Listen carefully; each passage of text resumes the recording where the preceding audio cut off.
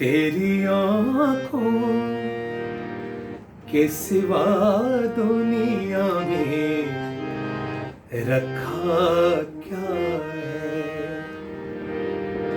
तेरी आँखों के सिवा दुनिया में रखा क्या है।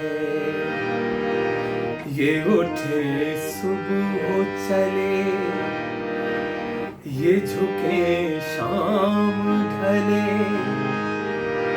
मेरा जीना मेरा मरना इन्हीं पलकों के तले।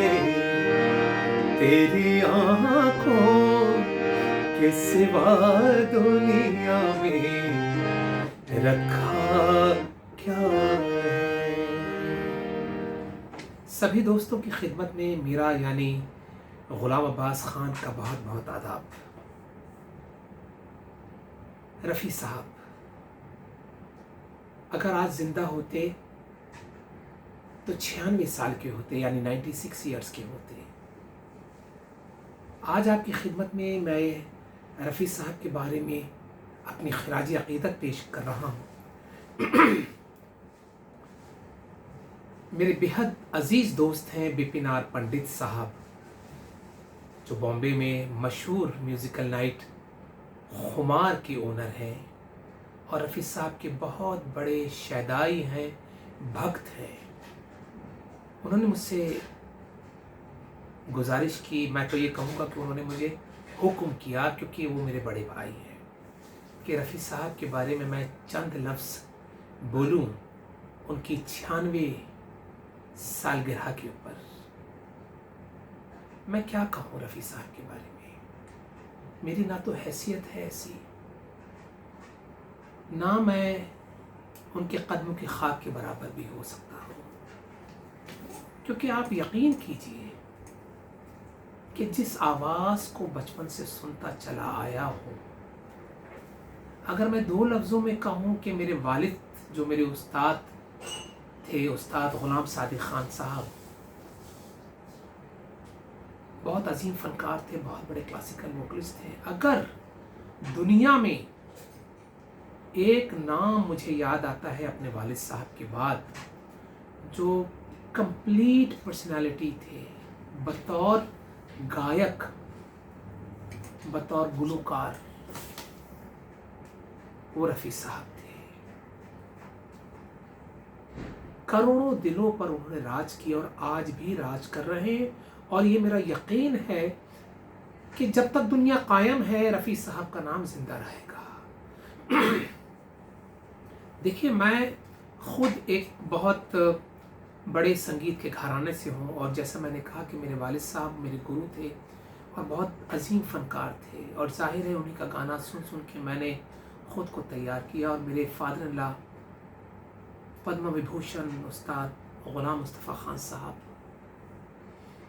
और अपने घराने को छोड़ के, क्योंकि मैं इस घराने का शागिर्द हूँ, इस घराने में पैदा हुआ हूँ, दुनिया में अगर एक ही आवाज़ का मैं जिक्र करता रहा हूँ अपनी तमाम ज़िंदगी भर, वो रफ़ी साहब।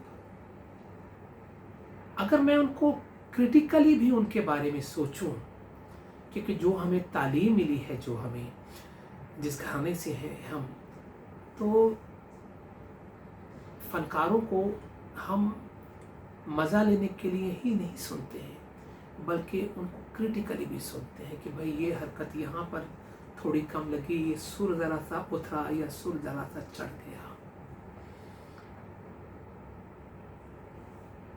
रफ़ी साहब एक खूबसूरत आवाज़ के ही मालिक नहीं थे, उनकी गायकी में क्लासिकल अंग साफ दिखता था। देखिए, क्लासिकली जब इंसान ट्रेंड होता है तो वो जो हरकत गले से निकलती है उसमें वज़न होता है, उसका एक पर्टिकुलर वेट होता है, और उस हरकत की एक पर्टिकुलर स्पीड होती है, और सुर पर कितना जोर देना है, कितना दबाव देना है, और आवाज़ को कितना चौड़ा करना है, कितना पतला करना है, ये सारे नुएंसेस, یہ ساری باریکیاں رفیع صاحب کو خدا نے دی تھی، نیچرلی دی تھی. کیونکہ اور بھی فنکار ہیں، میں سب کی عزت کرتا ہوں، چاہے وہ کشور دا ہو، چاہے مکیش صاحب ہو، دت محمود صاحب ہوں، یا آج کل کے جتنے بڑے بڑے پلے بیک سنگرز ہیں.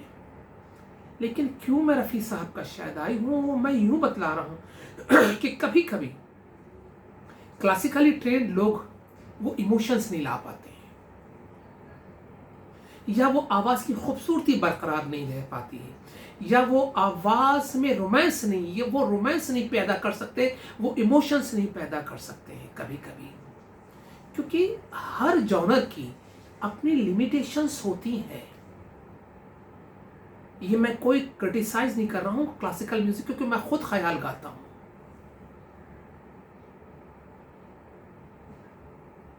پلے بیک سنگرز جتنے بھی رہے ہیں، کہیں نہ کہیں شاستری سنگیت کی ٹریننگ ملتی ہے ان کو، تاکہ وہ جسٹس کر پائیں. لیکن ہر سنگر کی اپنی ایک لیمیٹیشن ہوتی ہے، اور ظاہر ہے رفیع صاحب کی بھی لیمیٹیشنز رہی ہوں گی، میں یہ نہیں کہوں گا. لیکن ان لیمیٹیشنز میں آپ کتنا اپنا بیسٹ دے سکتے ہیں.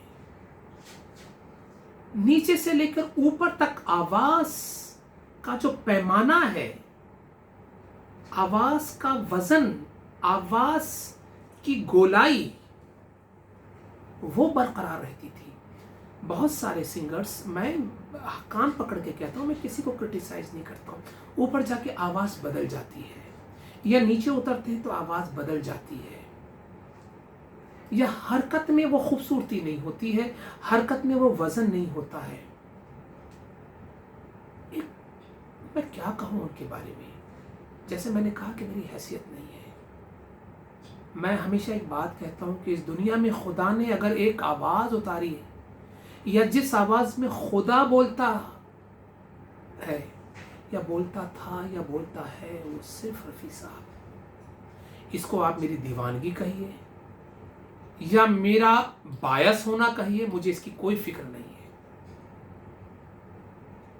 اور میں ہی نہیں، کروڑوں عام آدمی تو ان کے شیدائی ہیں ہی. لیکن جو کرٹکس ہیں، جو کلاسیکلی ٹرینڈ ہیں، جن کو کلاسیکل میوزک کے بارے میں معلوم ہے، آپ 50 آرٹسٹوں کا انٹرویو کر لیجئے، بڑے بڑے دگجوں کا انٹرویو کر لیجئے، وہ شبد وہین ہو جاتے ہیں، ان کے پاس لفظ نہیں ہوتے ہیں. جیسے آج میں لفظ کو ڈھونڈ رہا ہوں کہ میں کون سے لفظ لے کر آؤں رفیع صاحب کے لیے، اور میرے ابھی بھی رونگٹے کھڑے ہو رہے ہیں، باخدا مجھے گوز بمپس ہو رہے ہیں کہ میں ان کے بارے میں کیا کہوں. ایک ہی لفظ کہتا ہوں کہ ان کی آواز خدا کی آواز تھی، ان کی آواز میں خدا بولتا تھا. کمپلیٹ فنکار، کیا احساس، کیا مٹھاس، کیا گائکی، کیا حرکت، ہر چیز خدا نے ان کو بے پناہ دی تھی. تو بہت زیادہ میں کیا کہوں، میں تو 1 گھنٹے 2 گھنٹے بھی بات کر سکتا ہوں.